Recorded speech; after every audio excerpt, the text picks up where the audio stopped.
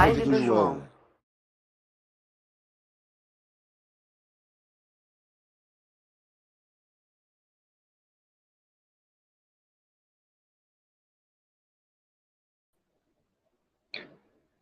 Boa noite a todos e todas.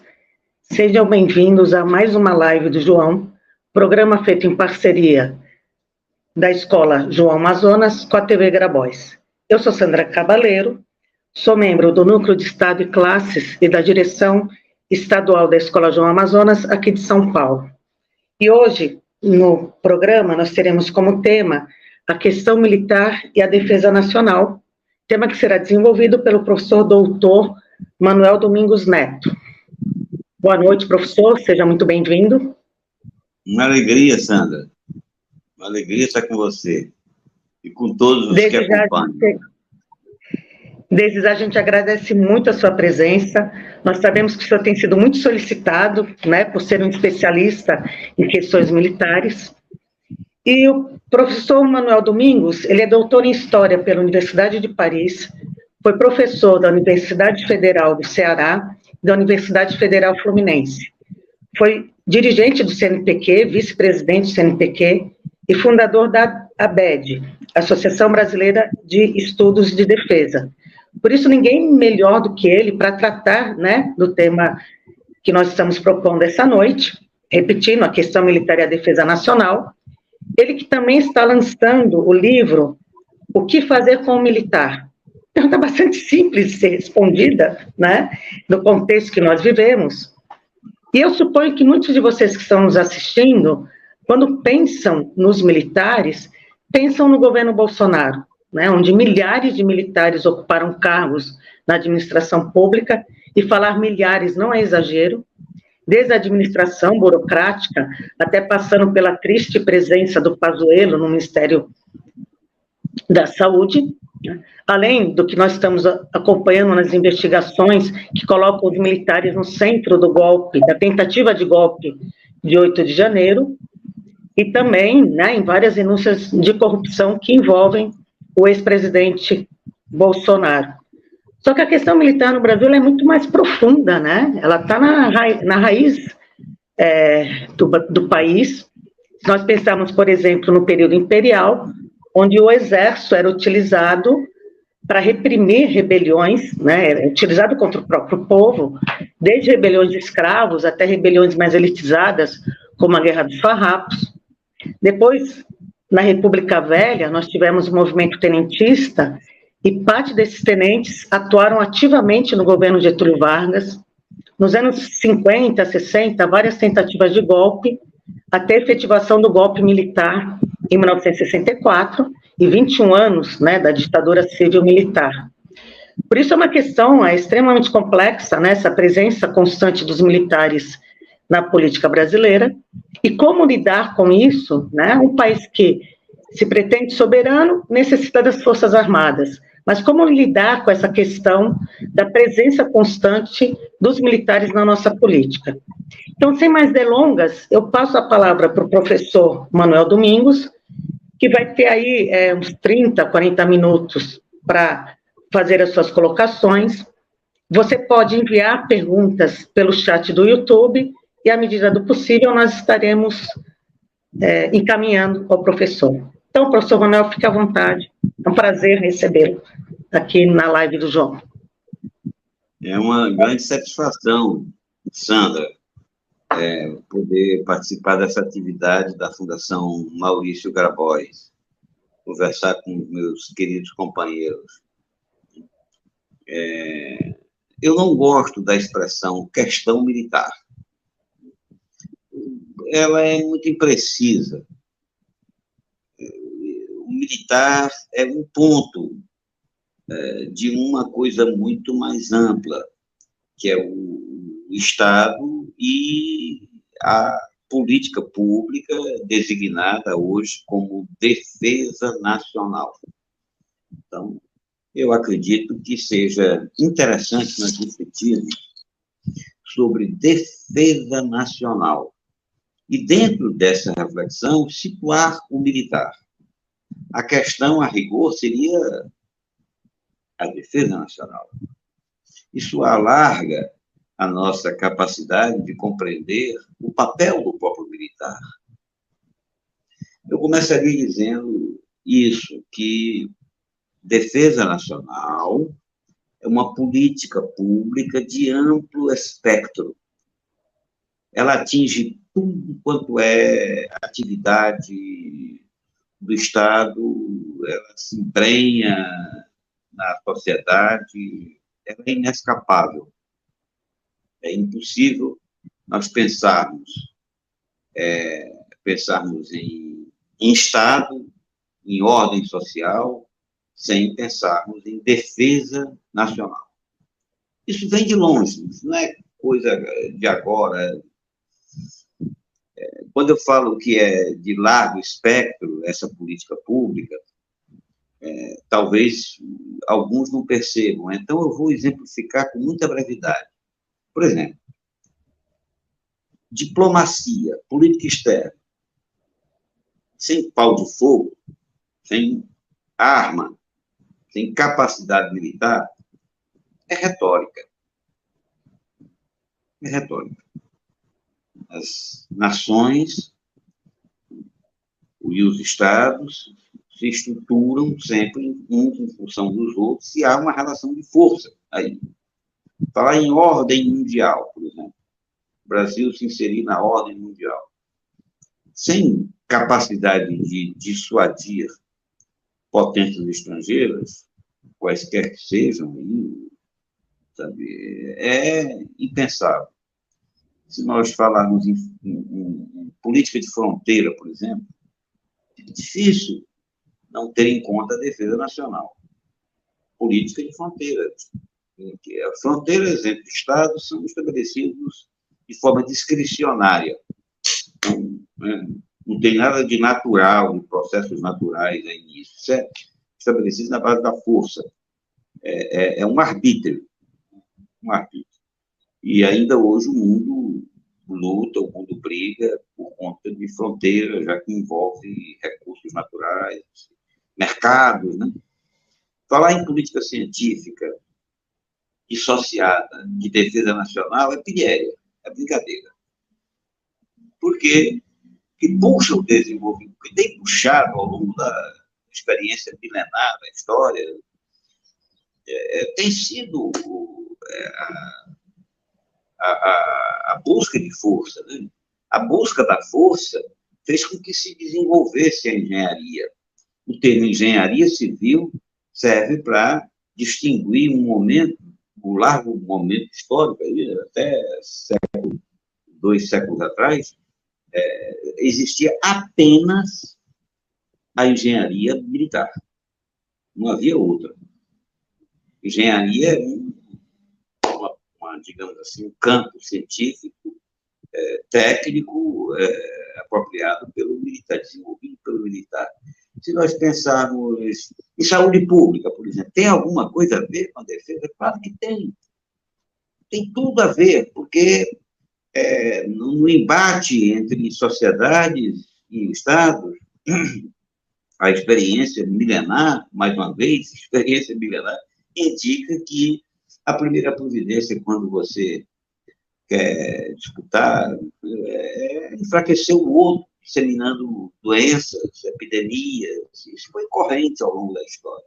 Portanto, sem capacidade de defender a própria sociedade, o Estado, que, ao cuidar de soberania nessa matéria de saúde pública, está cuidando da defesa.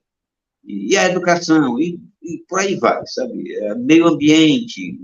Não há nenhum aspecto da sociedade que não seja atingido por essa chamada política de defesa nacional. O último exemplo, talvez, seja inescapável. Nós podemos ter segurança pública sem mudança na defesa nacional? Eu digo que não. A defesa nacional tem tudo a ver com a segurança pública. A segurança pública, ela, teoricamente, é defesa da cidadania, proteção do cidadão, né, dos direitos da cidadania, mas, no Brasil,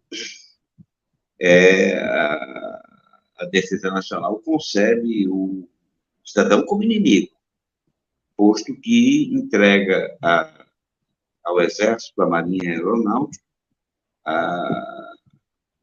a autoridade para impor, para sustentar a lei e a ordem. Lei e ordem, coisas que deveriam ser da segurança pública, né, são assumidas literalmente constitucionalmente pelo militar.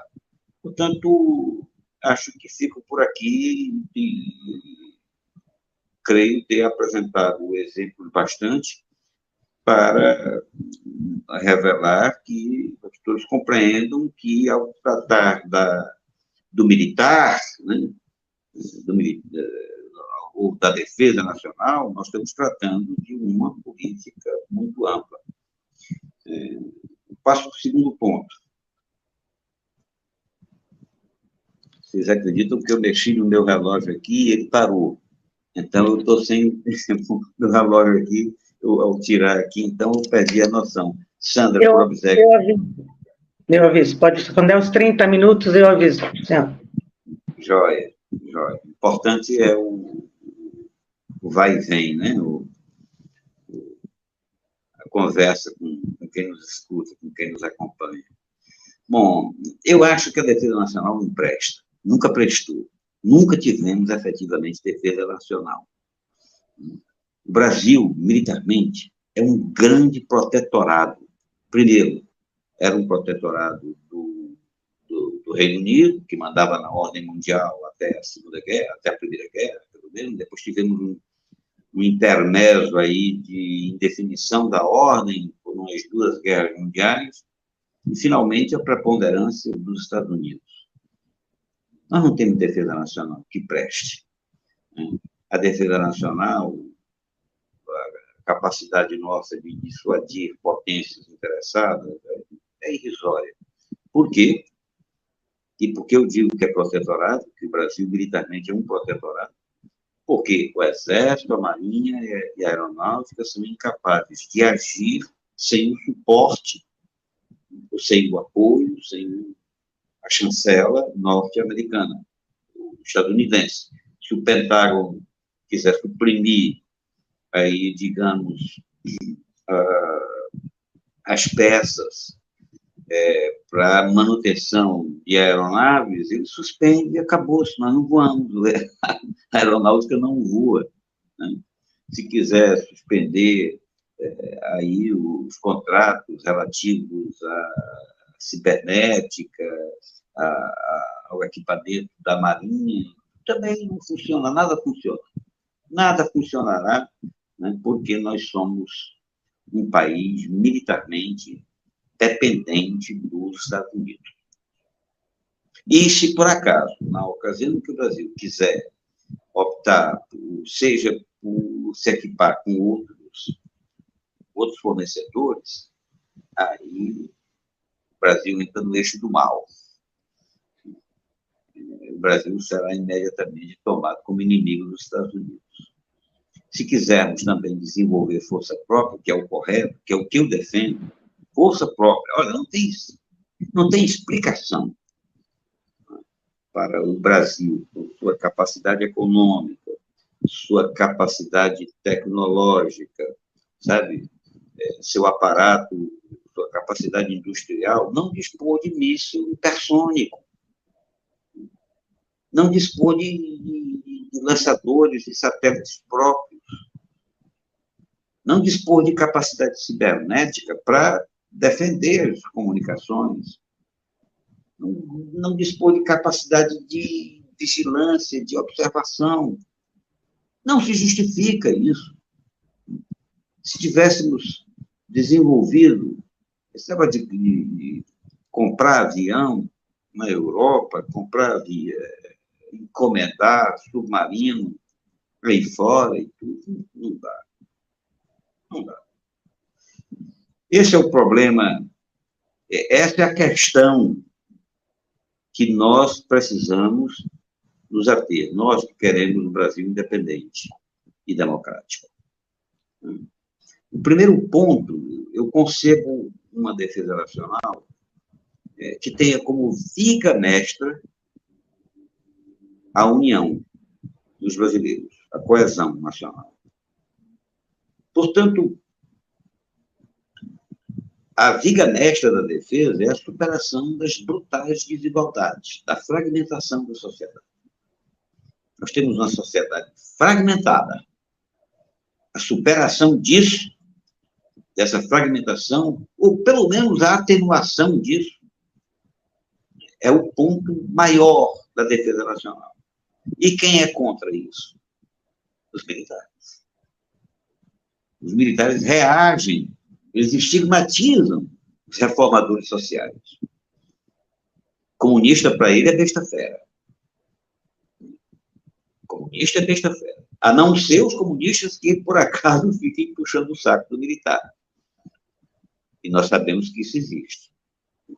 São pessoas absolutamente desavisadas, né? Nós temos casos aí que não vale mencionar. Comunista que se dobra à vontade militar. Então, esse é o primeiro ponto. A união nacional, a coesão dos brasileiros.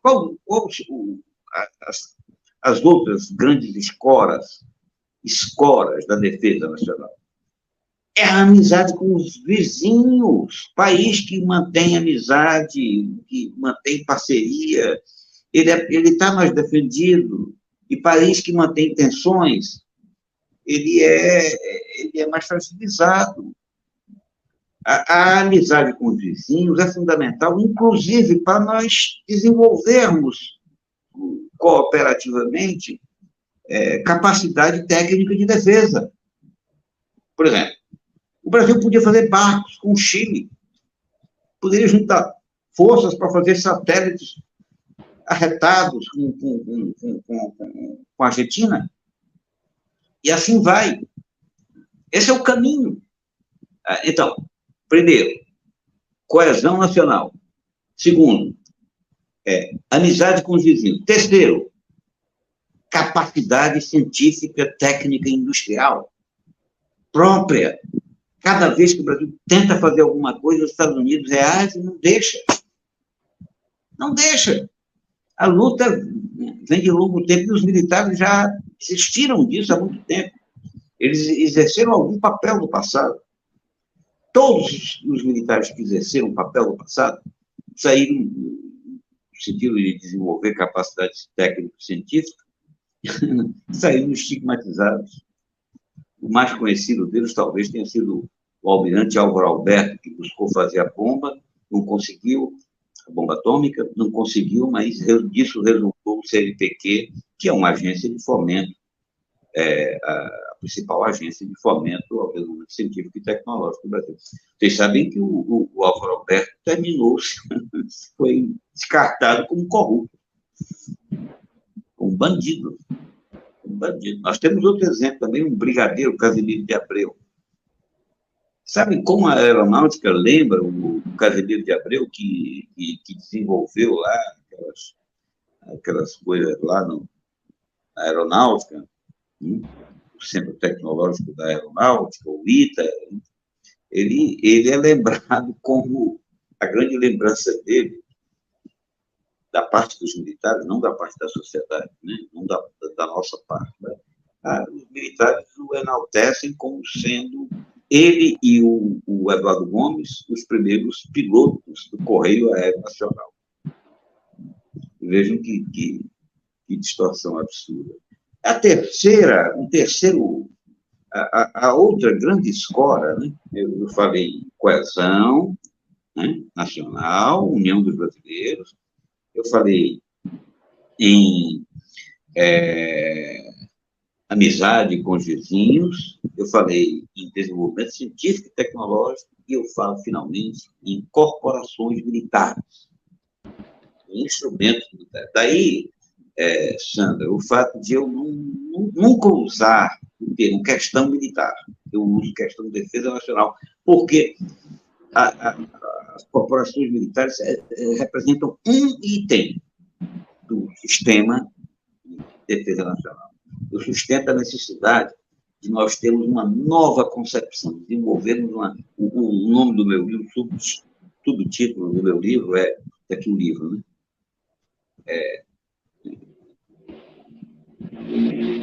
O título é Anotações para uma Nova Defesa, porque aqui temos não presta.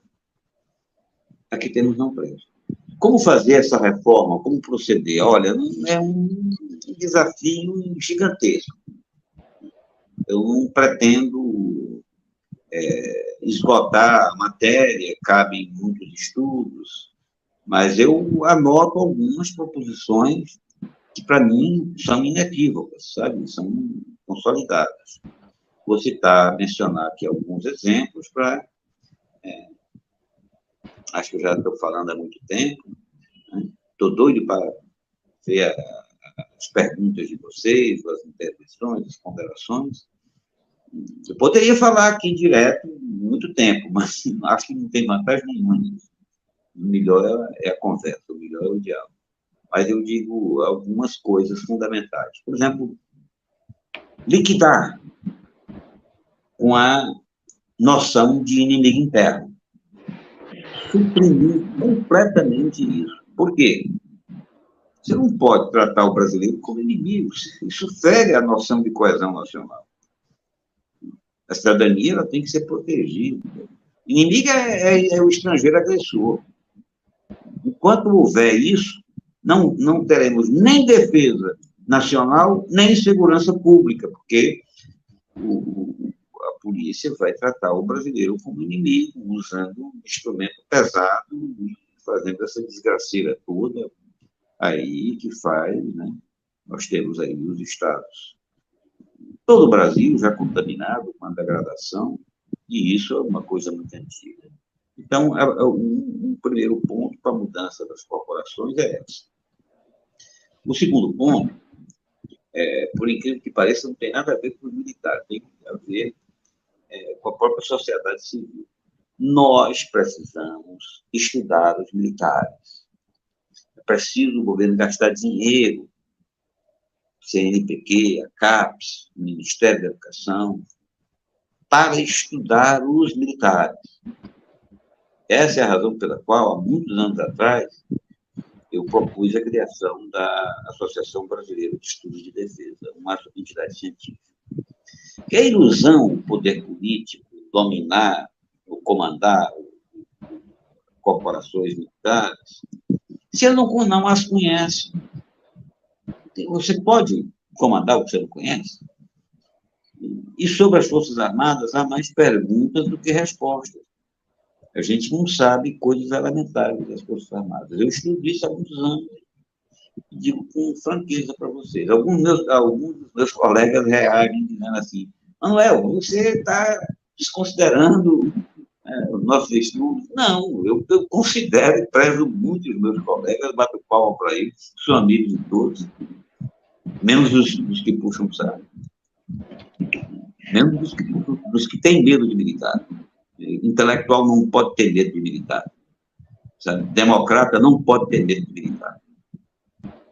E quando formos discutir com militar, temos que nos lembrar o seguinte, eles são treinados para nos intimidar. O militar é treinado para intimidar.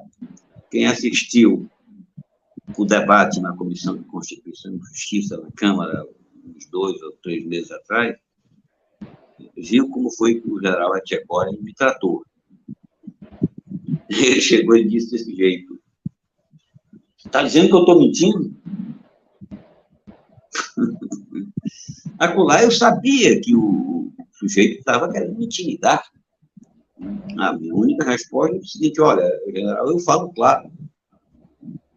Eu disse o que eu disse. É o que eu penso. Que o militar, ele não aceita, ele está acostumado a dar a palavra. Se os partidos democráticos baixam a cabeça, está ferrado, sabe? Aí está difícil. Né?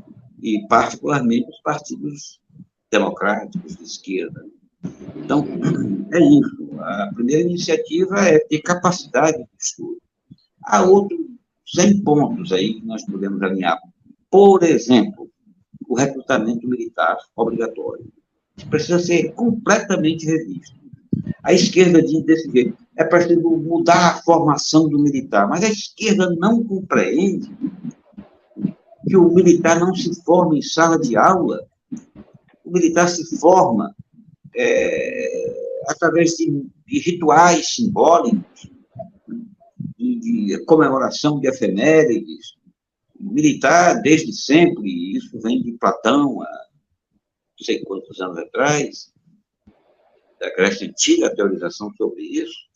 O militar se forma através da ginástica da música. O militar canta demais. Ele canta, tem hino para tudo. Eu tenho uma coleção aqui de mais de uma centena de hinos militares. O que adianta você ter digamos, uma aula boa, mostrando uma visão menos fantasiosa da história brasileira, uma boa aula de economia, demonstrando que nós precisamos ter desenvolvimento econômico, autonomia, se depois ele sai cantando, ele termina a aula, ele sai cantando, eu sou a esperança de um Brasil inteligente, eu sou amado pelo povo, o Brasil nada será sem mim. O militar aprende cantando. Aquelas múltiplas enfadonhas, solenidades, todas elas têm sentido. É prática universal. O militar é condicionado em gestos, símbolos, discursos, sabe? É assim que as coisas ocorrem. É um erro pensar, tem que mudar o currículo. Claro que tem que mudar o currículo, mas antes tem que mudar a política de defesa, para que ela possa se adaptar, né? Quem muda o currículo é o comandante. Se o comandante não quiser, não muda o currículo. Não muda o currículo. Quando o Jobim era ministro da Defesa, eu levantei ao ministro Jobim, né? Ministro, vamos mudar o currículo. Ele nomeou uma comissão de estudos. E só venceu o prazo e os militares estão aqui, não valia de nada aquilo. Coisa nenhuma. A mudança do militar, ela começa por uma nova política de defesa. Se a nova política de defesa disser, não compraremos mais das fábricas norte-americanas, europeias, ou de quem quer que seja, para que a gente financie nossa própria capacidade e não a capacidade do outro, aí o militar sai correndo para conversar com o cientista, buscar apoio do industrial e por aí vai. Eu estou exemplificando providências que o Estado poderia tomar em defesa de uma capacidade própria de dissuadir o estrangeiro. Aí citei alguns casos, poderia também dizer o seguinte, a distribuição espacial das tropas, isso é um absurdo, isso não tem cabimento, não tem quem possa justificar esse negócio, isso é desperdício de dinheiro. Isso serve para domínio da sociedade, não para dissuadir estrangeiros. Isso dói quando eu menciono, quando é revelado, mas é isso mesmo. Pois é, eu vou ficar por aqui aguardando as perguntas. Eu teria mais, assim, umas 180 indicações acerca das providências, mas eu vou ficar por aqui e aguardando as... Nós já temos várias perguntas aqui. Eu vou fazer o seguinte, se o senhor concordar, eu vou fazer 2 blocos de 4 perguntas cada uma, e aí o senhor responde por bloco, pode ser? Faço 4 perguntas, o senhor responde, depois faço mais 4? Como você quiser. Como você quiser, vamos fazer o seguinte, se eu deixar de responder alguma, aquele que não se sentir contemplado, reclama. Tá bom. A gente manda ligar para o PROCON. Então, vamos lá. O Marcos Antônio Costa, ele diz o seguinte, o tal artigo 142 ou 144 da Constituição torna ou garante às Forças Armadas um poder moderador? Isso é real? Isso realmente está na Constituição? Já o Fernando Garcia diz: o que fez com que não haja mais militares como Estilac Leal, Francisco Teixeira, Horta Barbosa, Nelson Werneck Sodré? O Sidney, o que o senhor acha da Embraer? E para fechar esse bloco, Francis Zenaide, como o senhor analisa os acontecimentos no Rio? Tem a ver com a incapacidade dos agentes de segurança e da corrupção entre os militares? E eu vou emendar uma questão aí, com a questão do Rio, que aí trata das polícias militares, né, que é uma outra questão aí que envolve os militares. O que o senhor acha da sinalização do governo Lula enviar as Forças Armadas para o Rio de Janeiro para lidar com esse momento de caos que a cidade está vivendo? Olha, eu tenho um capítulo aqui no livro, que, aliás, mais de um capítulo, em torno de 3 capítulos. O livro, no total, tem 28 capítulos, 27 capítulos. Mais de um capítulo, eu me refiro ao artigo 142. Me refiro longamente. Eu conheço em detalhes como foi feito esse artigo, pelo seguinte, porque eu era muito próximo de Haroldo Lima. E Haroldo Lima mergulhou na matéria. E também muito próximo do Genuíno, que foi o que se destacou também no combate a esse artigo 142. Lamento demais que Haroldo tenha ido tão cedo. Das nossas últimas conversas no Rio, foram exatamente ele recapitulando, eu puxando pela memória, como é que foi, como não foi. A última vez que eu falei com o Aldo Arantes também, de novo. Olha, esses 142, isso é uma geringonça, é uma monstruosidade jurídica e conceitual, sabe? Então, é uma coisa tão absurda, que permite qualquer coisa, permite qualquer interpretação. Porque ele diz o seguinte: as Forças Armadas devem defender a pátria. E o que é a pátria?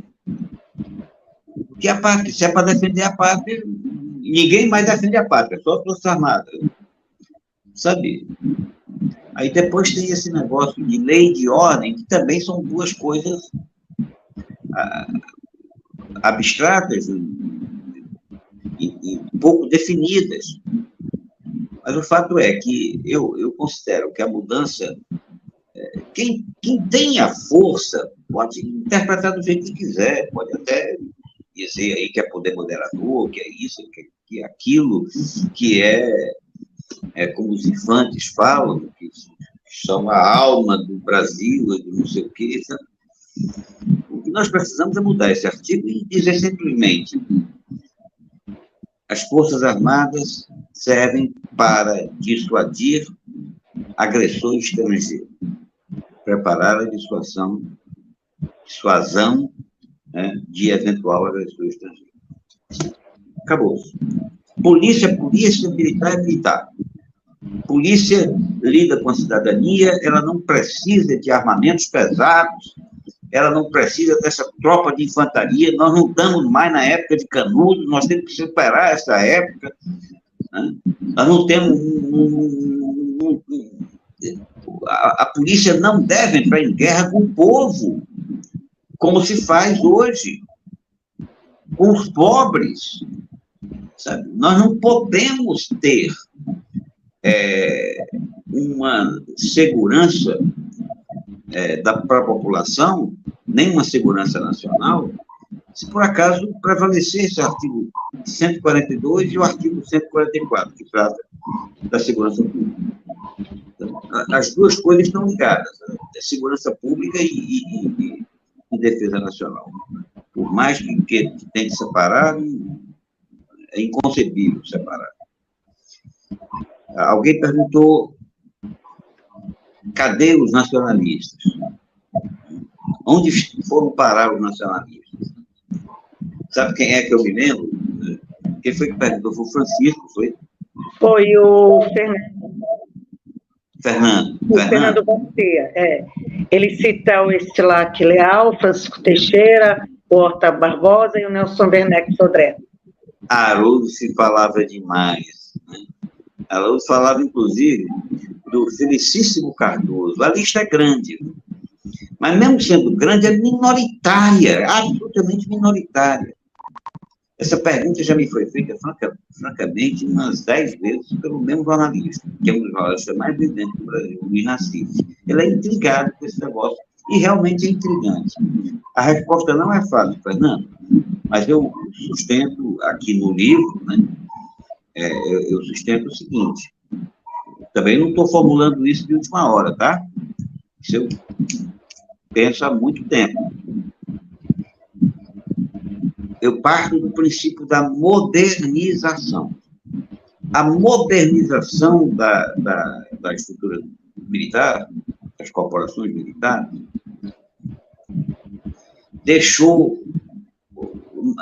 provocou uma defasagem entre a corporação modernizada e o país arcaico. Essa foi a razão básica para os militares se empenharem na modernização. Só que a modernização para eles seria uma modernização que iria, por exemplo, termos uma aciaria, produzirmos aço, produzirmos um desenvolvimento da indústria química, da energia, dos portos, essas coisas. A modernização não era no sentido das relações sociais. Implicaria em reduzir a pobreza, em reduzir essa agressividade com milhões que não têm perspectiva de vida. Sabe? Agora, por que nem esses Felicíssimos Cardoso e Estilac Leais existem mais? É porque essa turma, ela foi formada, esses que o Fernando mencionou, foram formados antes da definição da ordem mundial, antes de 1945, quando seria possível. Eu sou formado pela missão francesa nos anos 20, nos anos 30. Eu procurei explicar no máximo isso no meu livro, sabe? Quer dizer, o máximo que eu digo é não alongando, porque os capítulos são curtos para não cansar demais, não encher o saco. Eu queria que eu escrevi um livro querendo que as pessoas lessem o livro todo, não ficassem pelo meio. Daí o fato do livro ser magrinho, né? Ele tem só 220 páginas. Mas é isso. Os franceses modernizaram o exército, a marinha copiou a marinha britânica, né?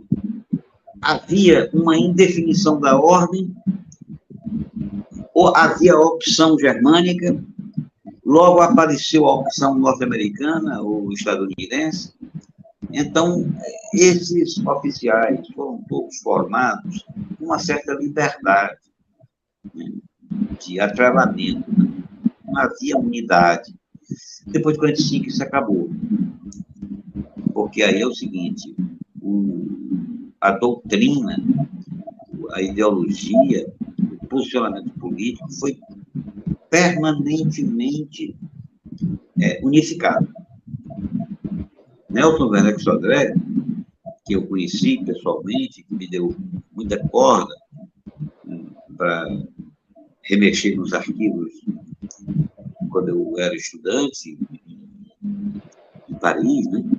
Depois da cadeia, eu fui para Paris e lá me mergulhei nos arquivos do Exército Francês sobre o Exército Brasileiro. E o Nelson Werneck Sodré me deu corda nesse sentido. Pois bem, naquela época, os oficiais tinham que pensar os grandes problemas, porque não havia universidade brasileira, a elite civil era uma elite muito precária. Mas hoje é totalmente diferente, a repressão foi sistemática. A repressão foi sistemática. Todos esses nomes mencionados aqui, eles foram violentamente perseguidos a partir dos anos 50, e a partir de 64 nem se fale. Grandes heróis brasileiros, militares, sabe? O Felicíssimo Cardoso, do qual o Haroldo gostava, sabe? Foi humilhado. Essa foi a regra. Eu não sei se ficou alguma outra questão sem resposta. Sandra, me ajude. Tem uma questão que pede para falar da Embraer e uma para comentar os acontecimentos no Rio de Janeiro, né? E eu emendei com a intenção do governo federal de mandar o Exército para o Rio. Olha, o problema da Embraer, a Embraer foi uma grande iniciativa e todos os que se envolveram no desenvolvimento da aviação merecem ser louvados. Mas a concepção desse desenvolvimento, ela teve muitas limitações. Às vezes se enche a boca para dizer o Brasil produz avião, não é avião brasileiro, mas pô, as turbinas não são, os equipamentos não são, sabe? A Embraer é importante, mas ela não está acasalada como deveria com a capacitação tecnológica e a produção industrial brasileira. É isso. A Embraer não deixa de ser uma montadora de peças que são produzidas dentro do complexo hegemonizado pelo Pentágono. É isso, a Embraer é limitada. Nós formamos aí muitos bons engenheiros, né? Nós não, o Estado brasileiro. O Estado brasileiro forma bons engenheiros no ITA. A maior parte desses engenheiros, a gente não sabe para onde eles vão. É preciso, inclusive, um estudo sobre isso. A gente pode estar gastando dinheiro público, pensando que está formando engenheiro para a defesa nacional, e esses engenheiros, eu conheço alguns, estão servindo as multinacionais das finanças. Sabe? É isso. Quanto ao Rio de Janeiro, sinceramente, é angustiante que o governo Lula se ausente da questão fundamental, do problema fundamental, que é uma reestruturação da segurança pública no Brasil. Eu sustento que é necessário forças de lei, mas essas forças de lei não podem ser dos militares. O Lula prometeu um Ministério da Segurança Pública e recuou. Flávio Dino, sabe, recuou. Além da autonomia militar e de sua capacidade de se impor ao presidente da República, ao chefe de Estado, às polícias estaduais se impondo aos governadores. E ao Congresso, e a tudo mais, aos juízes. Então, hoje nós temos esse fenômeno aqui da profunda, sabe, mistura de polícia com bandido através dessas milícias. Nós precisamos reestruturar a segurança pública do Brasil e o governo não caminha nesse sentido. Nem no sentido da reestruturação da segurança pública, nem no sentido da defesa nacional. Eu não vejo saída. Sem mudar isso, não vejo saída. Por exemplo,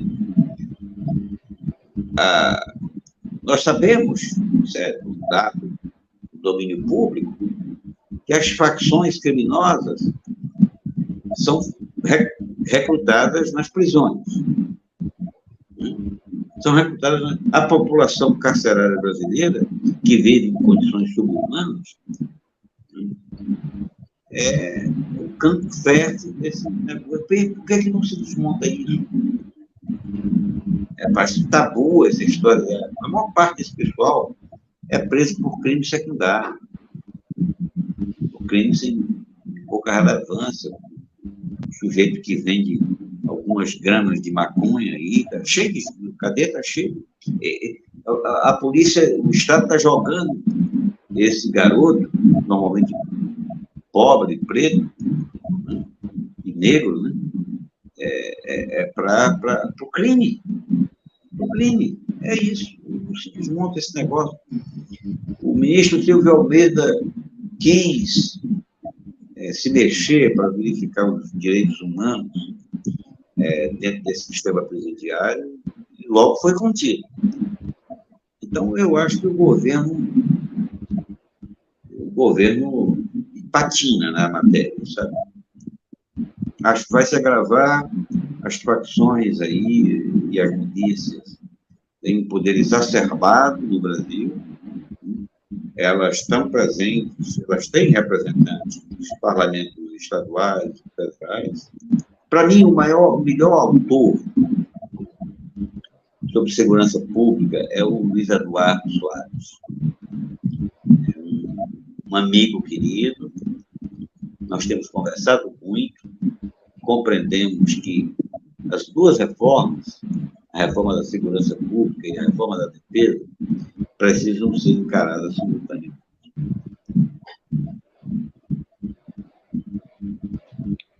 Bom, então vou passar para mais uma rodada de perguntas, tá bom? Nesse mesmo esquema dos bloquinhos. O Aldo Rocha pergunta: então, os Estados Unidos foram os responsáveis pela suspensão do projeto brasileiro do submarino nuclear? Podemos deduzir assim? O João Maria Fraga pergunta: o senhor fala em uma reforma militar. Em que bases essa reforma ocorreria? Existe uma correlação de forças para promover tal reforma? O Ricardo Tristão pergunta: professor, então, se mantivermos a política atual, nunca teremos uma soberania nacional verdadeira? E a última desse bloquinho: por que o Exército é tão aparentemente mais prestigiado que as outras forças? E aí eu emendo uma questão que eu já vi o senhor comentando, dessa coisa de nós precisarmos mais da Marinha e da Aeronáutica, né, para guardar as nossas fronteiras do que o próprio Exército. E é um desequilíbrio, né, nessa relação das Forças Armadas. Olha, o poder aeronaval é evidentemente mais importante caso se tratasse da defesa nacional. Tem um dado que desmoraliza totalmente as Forças Armadas como instrumentos de defesa nacional. Sabe qual é? É o fato de nós termos 800 unidades militares. Todas elas têm capacidade de enfrentar estrangeiro potente. A redução disso permitiria investimentos. O que nós precisamos, gente, é de ter um hipersônico furtivo para dizer não encosta, porque de longe deve encostar, se aproximar a mais de 1.000 quilômetros, a gente atinge. Nós podemos bloquear as comunicações, porque nós temos satélites e capacidade para... E sim, distribuir tiros de guerra, batalhões de infantaria, Brasil afora, sabe? Isso é desperdício de dinheiro. É desperdício de dinheiro. Talvez seja melhor, o Sandra, você fazer pergunta de uma por uma, que eu respondo bem mais... Tá. Concatenadamente. A outra anterior seria... Tem do projeto do submarino nuclear, se foi algo... sim, Estados Unidos que pediram, né? Claro, exatamente, porque, veja, esse submarino, a mobília desse submarino é uma mobília que é produzida pelo complexo. O Brasil poderia entrar aí na indústria brasileira de uma forma muito modesta nesse projeto. E, por outro lado, se o Brasil lograsse um equipamento desse teor, aí, meu caro, seria realmente, ficaria numa posição de enfrentamento bem diferente. Sabe? Ter capacidade de produzir hipersônico e de submergir, ninguém saber onde está, sabe? É essa a capacidade do submarino nuclear. É submergir, com bomba ou sem bomba nuclear, portando ou não ogivas, mas alguma coisa que pode estar a poucos quilômetros de Nova York, pode estar a poucos quilômetros de Paris, pode estar aqui na costa brasileira, e ninguém sabe onde está. É uma arma perigosíssima o submarino. E os Estados Unidos não vai querer isso. E vai sabotar. O João Fraga pergunta, né? O senhor fala em uma reforma militar, mas em que bases isso ocorreria? E se existe correlação de forças para fazer essa reforma no cenário atual? Não, João, não existe. Daí a necessidade de nós trabalharmos. A necessidade de nós trabalharmos. A mudança, a correlação de força, João, é feita para ser mudada, né? A correlação de força é uma coisa em movimento. Eu vejo, sim, assim, um Congresso reacionário que obedece aos generais, sabe? Os generais impondo, mandando no ministro da Defesa. Não há correlação de forças, não é favorável. Mas se a gente não tiver uma noção do que fazer, aí está pior. Como é que nós vamos argumentar? Tem que ter proposição e ganhar, sabe? E ganhar a opinião pública. Por exemplo, eu acho que essa discussão travada, completamente travada, sobre o serviço militar, se quem defende os pobres, os negros, exigissem, compreendessem a nocividade da obrigatoriedade do serviço militar, que reproduz o sistema colonial. E vejam bem, o recrutamento obrigatório, ele é como se fosse uma cópia do que existia no mundo colonial, aonde o colonizador obrigava o negro, o índio e como é o nome que se chamava? O vadio, né? O vadio era um trabalhador que não tinha ocupação. A reprimir o negro, o índio e o vadio. É isso que existe. Esses soldadinhos que vão, esses praças, são obrigados a atirar, sabe, em suas próprias comunidades de origem. Isso é brincadeira, esse recrutamento precisa mudar. A luta por um recrutamento, isso, à medida em que a sociedade compreenda, aí a gente vai criando as condições. Ruim é ficar parado no plano das ideias, no plano... Concordo com você, se você... Acho que a sua pergunta pressupõe que não há correlação de força. Realmente não há. Resta criarmos.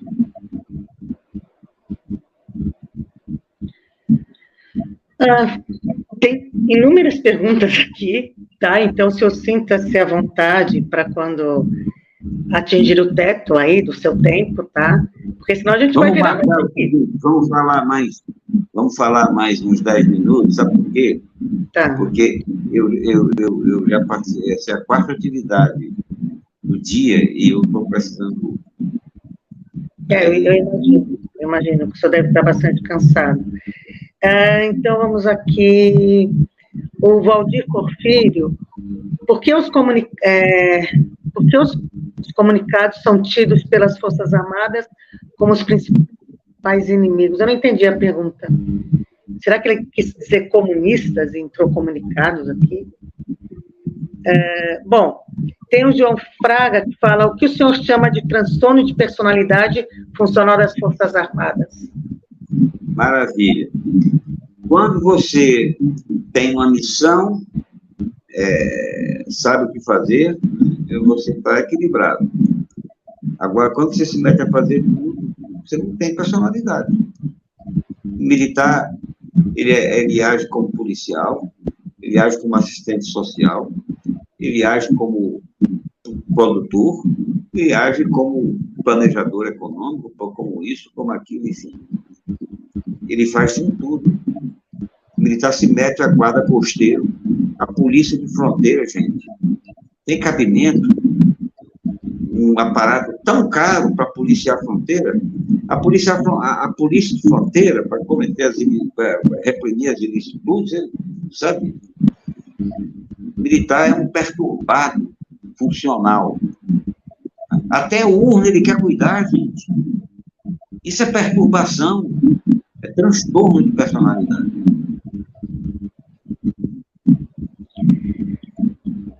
Vamos ver aqui. Tem um que é fácil de responder, que pergunta quanto tempo levará para desbolsonarizar as Forças Armadas. Essa pergunta é interessante, quanto tempo? Eu acho que elas não são desbolsonarizadas. As Forças Armadas usaram Bolsonaro. As Forças Armadas produziram Bolsonaro. Essa interpretação corrente aí, eu não acompanho, sinceramente. Bolsonaro é fruto da corporação militar, não o contrário. Ele foi usado, foi um instrumento. Sabe? E pode ser descartado assim, como um percevejo pelas Forças Armadas. Provavelmente será. À medida em que ele seja complicado demais, usou, jogou fora.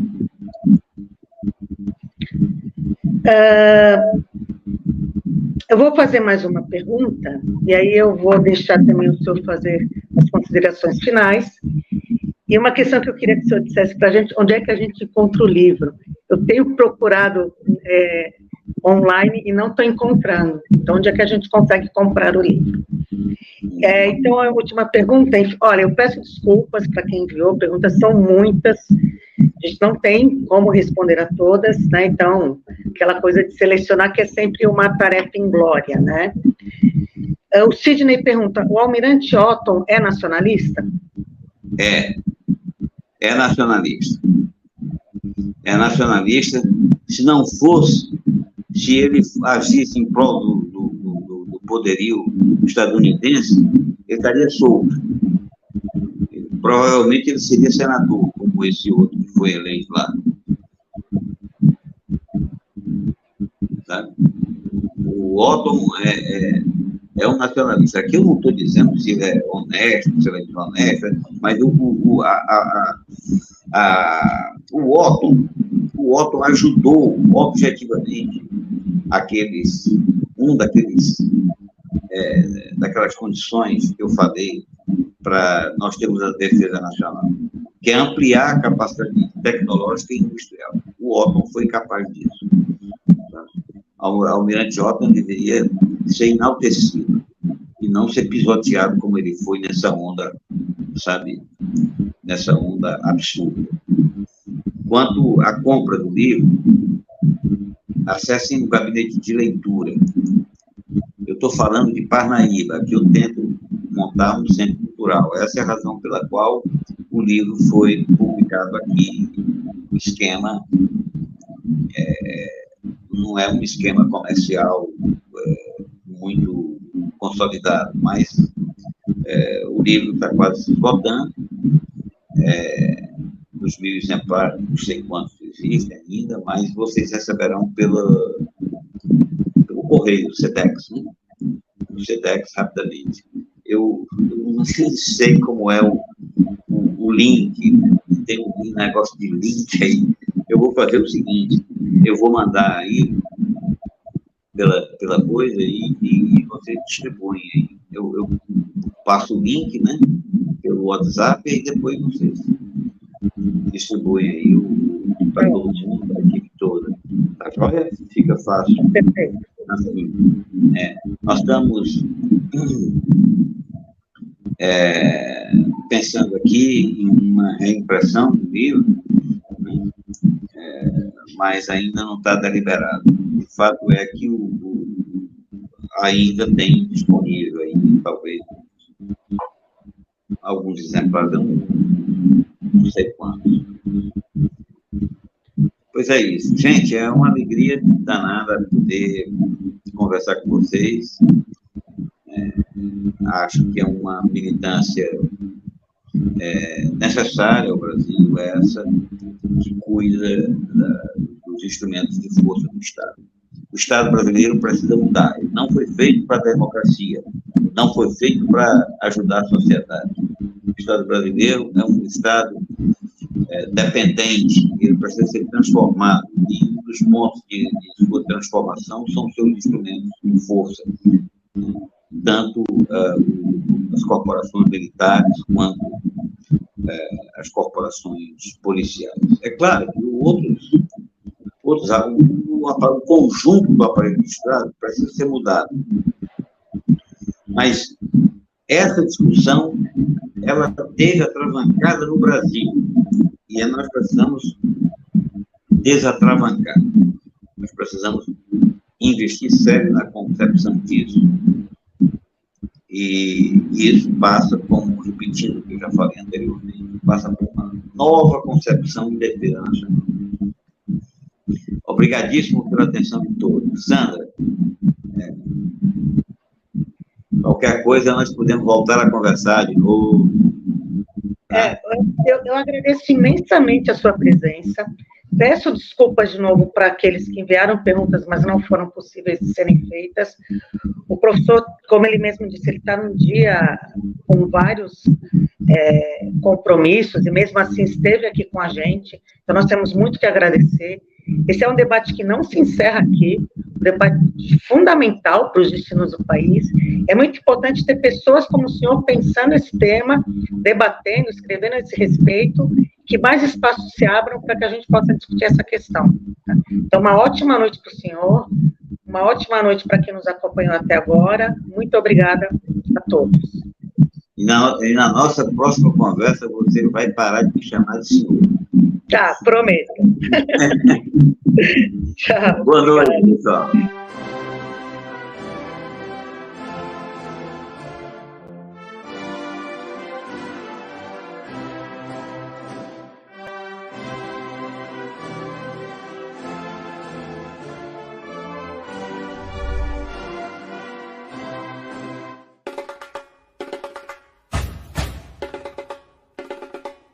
Live do João.